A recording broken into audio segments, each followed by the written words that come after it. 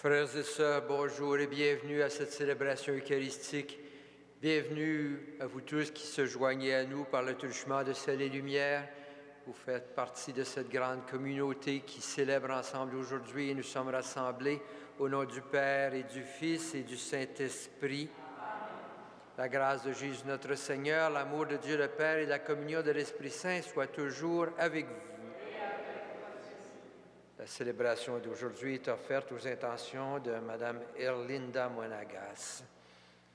Au début de cette célébration, alors que nous célébrons toujours le Christ ressuscité, nous nous arrêtons pour reconnaître que nous avons toujours besoin de l'amour et du pardon de Dieu. Demandons pardon au Seigneur pour nos fautes. Seigneur, toi qui es source de vie nouvelle, prends pitié de nous. Ô Christ, toi qui partages avec nous le pain de vie, prends pitié de nous. Seigneur, toi qui nous appelles à être tes témoins, prends pitié de nous. Que Dieu Tout-Puissant nous fasse miséricorde, qu'il nous pardonne nos péchés et nous conduise à la vie éternelle. En cette période de Pâques, à chaque jour, nous redisons la gloire de Dieu. Gloire à Dieu au plus haut des cieux et paix sur la terre aux hommes qu'il aime. Nous te louons, nous te bénissons, nous t'adorons, nous te glorifions. Nous te rendons grâce pour ton immense gloire. Seigneur Dieu, Roi du ciel, Dieu le Père Tout-Puissant, Seigneur, Fils unique Jésus-Christ, Seigneur Dieu, agneau de Dieu, le Fils du Père, toi qui enlèves le péché du monde, prends pitié de nous. Toi qui enlèves le péché du monde, reçois notre prière. Toi qui es assise à la droite du Père, prends pitié de nous. Car toi seul es saint, toi seul es Seigneur, toi seul es le Très-Haut, Jésus-Christ avec le Saint-Esprit, dans la gloire de Dieu le Père. Amen. Prions le Seigneur. Dieu éternel et tout-puissant, tu as offert aux hommes le sacrement de Pâques pour les rétablir dans ton alliance.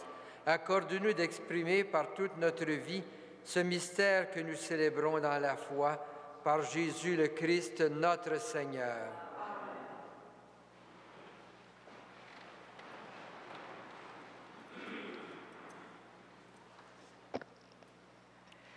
Lecture du livre des Actes des Apôtres.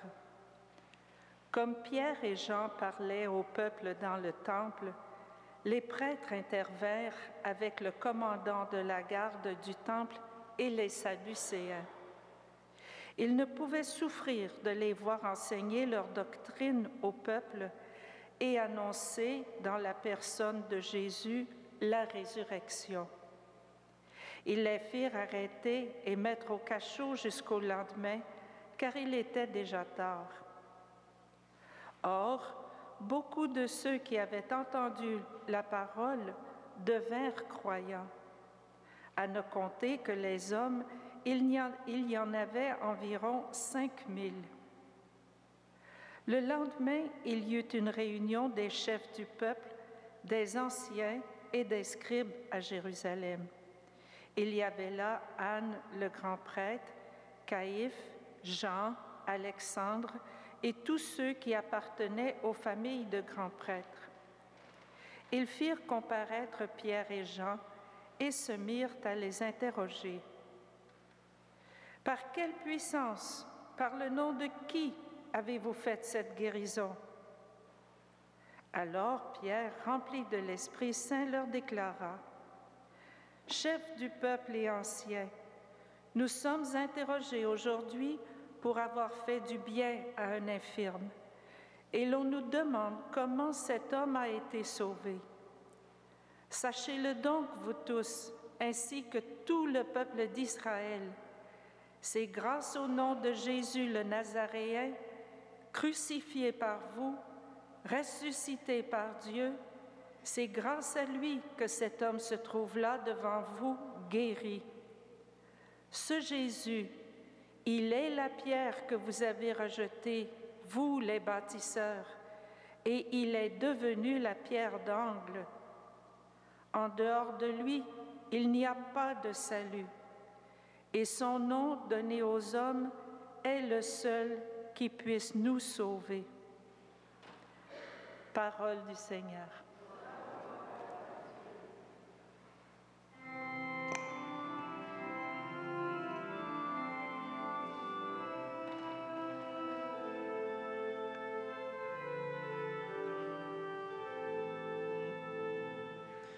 Sur la pierre méprisée par les maçons, le Seigneur a fondé son œuvre. Sur la pierre méprisée par les maçons, le Seigneur a fondé son œuvre.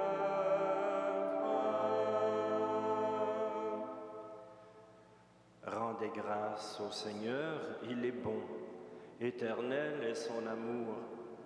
Oui, que le dise Israël, éternel est son amour. Qu'ils le disent ceux qui craignent le Seigneur, éternel est son amour. La pierre qu'ont rejetée les bâtisseurs est devenue la pierre d'angle. C'est là l'œuvre du Seigneur, la merveille devant nos yeux. Voici le jour que fit le Seigneur, qu'il soit pour nous jour de fête et de joie. Donne, Seigneur, donne le salut. Donne, Seigneur, donne la victoire. Béni soit au nom du Seigneur celui qui vient. De la maison du Seigneur, nous vous bénissons. Sur la pierre méprisée par les maçons, le Seigneur a fondé son œuvre.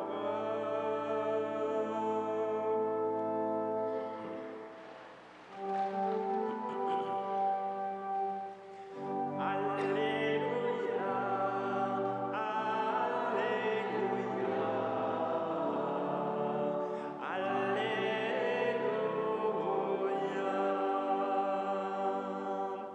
Voici le jour que fit le Seigneur, qu'il soit pour nous jour de fête et de joie. Alléluia, Alléluia, Alléluia.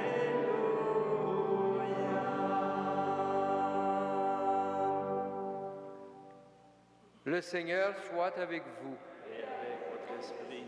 Évangile de Jésus-Christ selon Saint Jean. Jésus se manifestant encore aux disciples sur le bord du lac de Tibériade. Et voici comment. Il y avait là Simon-Pierre avec Thomas, dont le nom signifie jumeau, Nathanaël de Cana en Galilée, les fils de Zébédée et deux autres disciples. Simon-Pierre leur dit, « Je m'en vais à la pêche. » Ils lui répondent, « Nous allons avec toi. » Ils partirent et montèrent dans la barque. Or, ils passèrent la nuit sans rien prendre.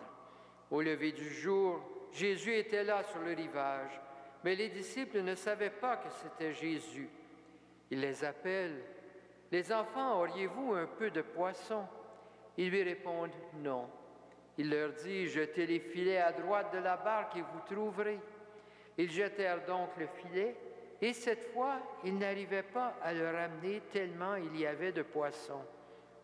Alors le disciple que Jésus aimait dit à Pierre, « C'est le Seigneur. » Quand Simon-Pierre l'entendit déclarer que c'était le Seigneur, il passa un vêtement, car il n'avait rien sur lui. Et il se jeta à l'eau. Les autres disciples arrivent en barque, tirant les filets pleins de poissons. La terre n'était qu'à 100 de mètres. En débarquant sur le rivage, ils voient un feu de braise avec du poisson posé dessus et du pain.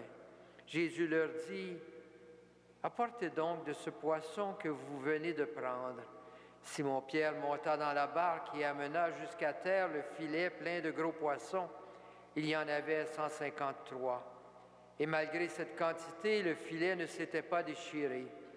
Jésus dit alors, « Venez déjeuner. » Aucun des disciples n'osait lui demander, « Qui es-tu? » Il savait que c'était le Seigneur. Jésus s'approche, prend le pain et le leur donne, ainsi que le poisson. C'était la 3e fois que Jésus, ressuscité d'entre les morts, se manifestait à ses disciples. Acclamons la parole de Dieu. Louange à toi, Seigneur Jésus.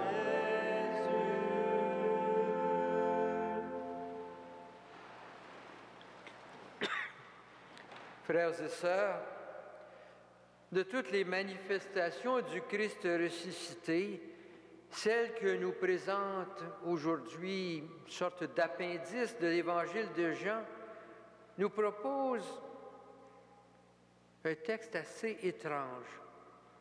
En fait, dans l'Évangile de Luc, cette pêche miraculeuse se situe plutôt au début de la vie publique de Jésus, après l'appel des premiers disciples. Le symbolisme de l'événement dans l'Évangile de Luc est plus simple. Les premiers disciples sont appelés à une autre pêche. Ils pêchaient jusqu'ici du poisson, vous allez maintenant être des pêcheurs d'hommes. Au lieu de rassembler des poissons dans un filet, il s'agira de rassembler des hommes et des femmes pour former une grande famille, une grande communauté de ceux et celles qui suivront Jésus sur le chemin. C'était l'approche de Luc. Dans le texte de Jean que nous venons d'entendre, cette pêche est plutôt l'occasion pour le Christ ressuscité de se manifester à un groupe de disciples. Nous retrouvons un groupe de 7 disciples. Les 12 ne sont pas là. Et Pierre est clairement identifié comme le chef de ce petit groupe. Dans un premier moment du texte, le groupe est au cœur de la nuit. Leurs efforts sont absolument stériles. Ils n'ont rien pris de la nuit.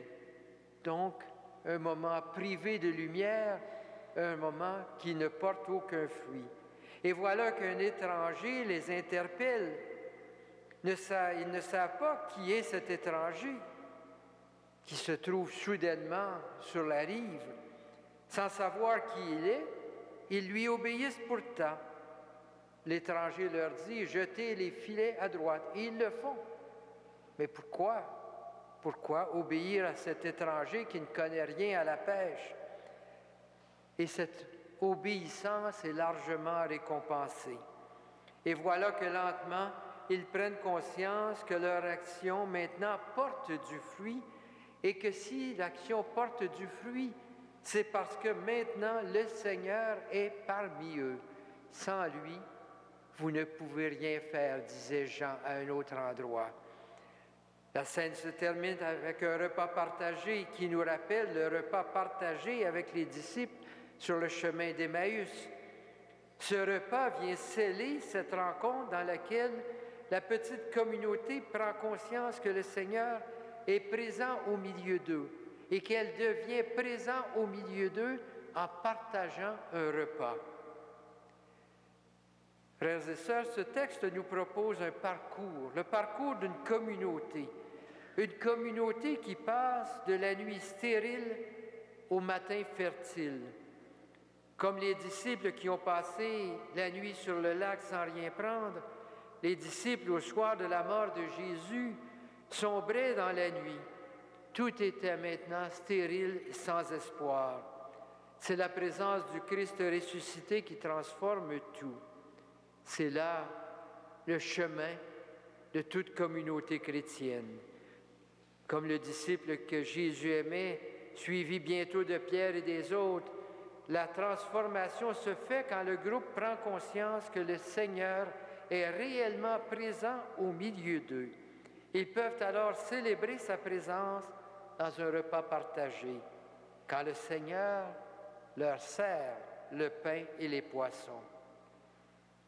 À chaque jour, nous sommes invités à faire nous-mêmes cette expérience, à faire ce passage que font les disciples à la suite de Pierre au bord du lac.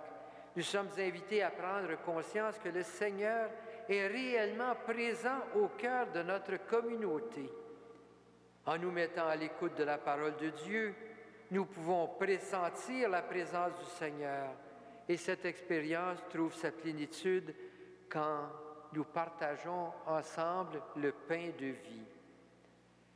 Frères et sœurs, parce que ce geste est répété jour après jour dans nos églises, il y a toujours un risque de prendre l'habitude et de ne plus voir ce qui est merveilleux, incroyable dans cette présence de Dieu. L'Évangile d'aujourd'hui nous invite à reprendre conscience de la grandeur de ce que nous vivons dans cette Eucharistie. Prenons le temps, cette période de Pâques, d'approfondir, de devenir de plus en plus conscients que chaque fois que nous nous réunissons autour de la table du Seigneur, le Christ ressuscité est vraiment présent parmi nous.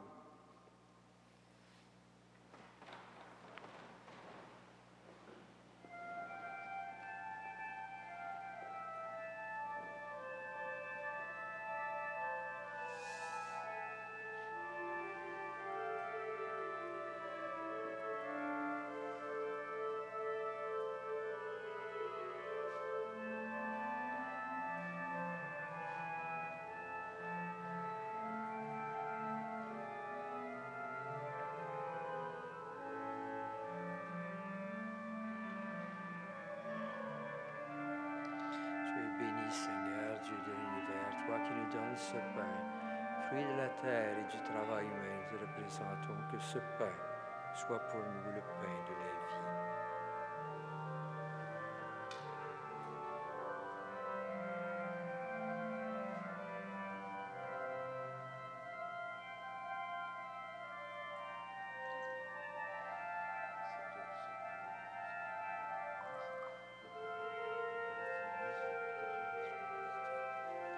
Tu es béni, Seigneur, Dieu de l'univers, toi qui nous donnes ce vin, fruit de la vigne et du travail humain, nous te représentons. Que cette coupe soit pour nous la coupe du salut.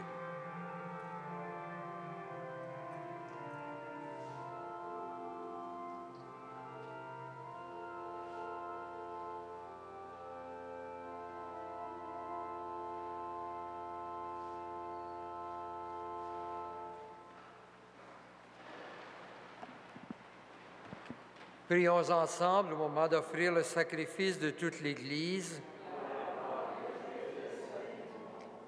Accomplis en nous, Seigneur, très bon, l'échange que nous attendons de cette offrande pascale. Transfigure en amour du ciel l'amour que nous portons au monde par Jésus le Christ, notre Seigneur. Le Seigneur soit avec vous. Élevons notre cœur. Rendons grâce au Seigneur notre Dieu. Vraiment, il est juste et il est bon de te glorifier, Seigneur, en tout temps, mais plus encore en ces jours où le Christ, notre Pâque, a été immolé, car il est l'agneau véritable qui a enlevé le péché du monde.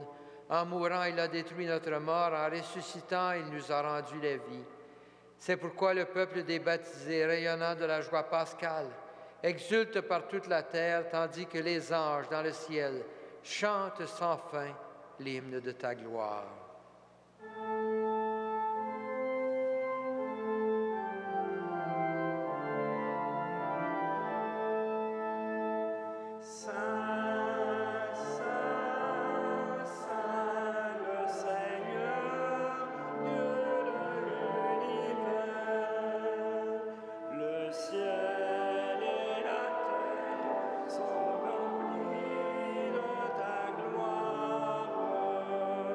Hosanna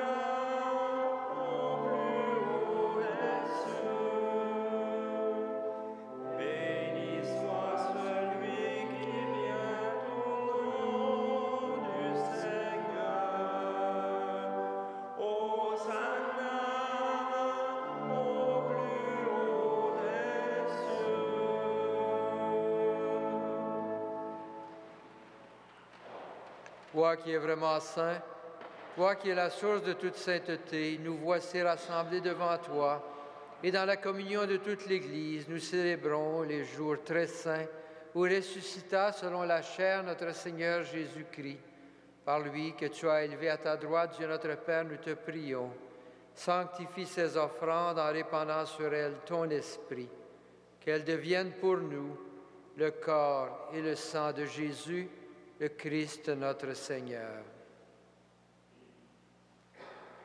Au moment d'être livré et d'entrer librement dans sa passion, il prit le pain, il rendit grâce, il le rompit et le donna à ses disciples en disant, « Prenez et mangez-en tous, ceci est mon corps livré pour vous. »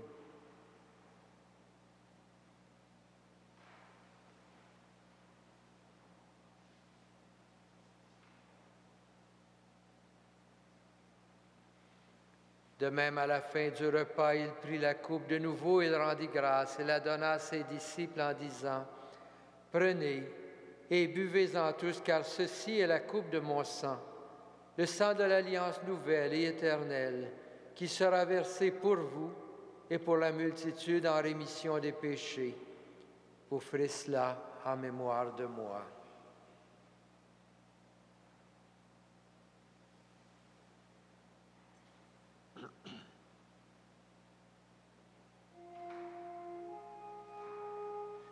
Il est grand le mystère de la foi. Nous proclamons ta mort, Seigneur Jésus. Nous célébrons ta résurrection. Nous attendons ta venue dans la gloire.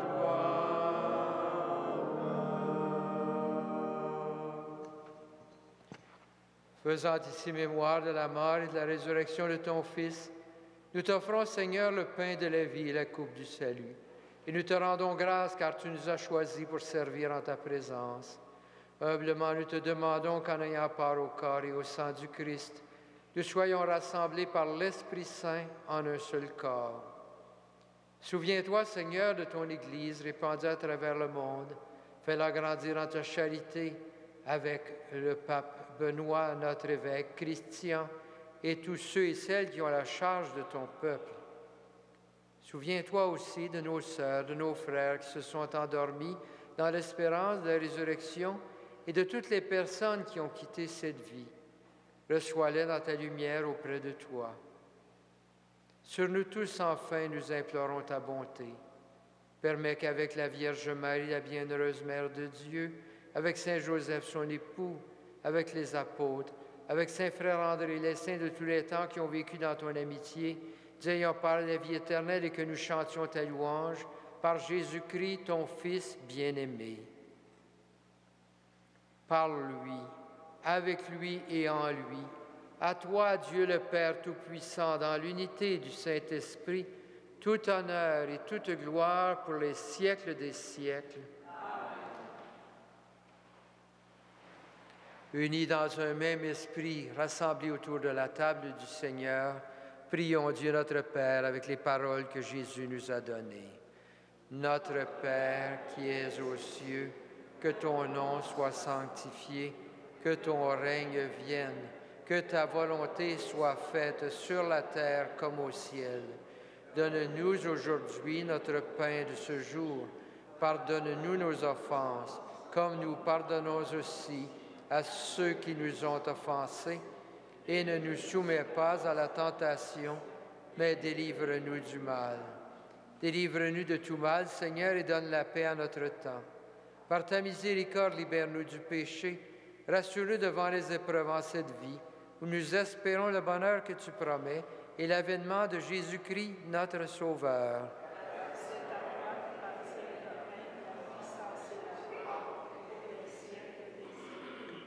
Seigneur Jésus-Christ, tu as dit à tes apôtres, je vous laisse la paix, je vous donne ma paix. Ne regarde pas nos péchés, mais la foi de ton Église. Pour que ta volonté s'accomplisse, donne-lui toujours cette paix et conduis-la vers l'unité parfaite, toi qui règnes pour les siècles des siècles. Que la paix du Seigneur soit toujours avec vous. Agneau de Dieu, enlève le péché du monde, prends pitié de nous. Agneau de Dieu qui enlève le péché du monde, prends pitié de nous. Agneau de Dieu qui enlève le péché du monde, donne-nous la paix.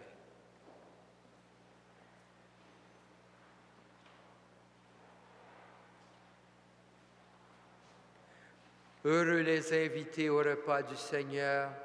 Voici l'agneau de Dieu qui enlève le péché du monde. Seigneur, je ne suis pas digne de te recevoir, mais dis seulement une parole et je serai guéri.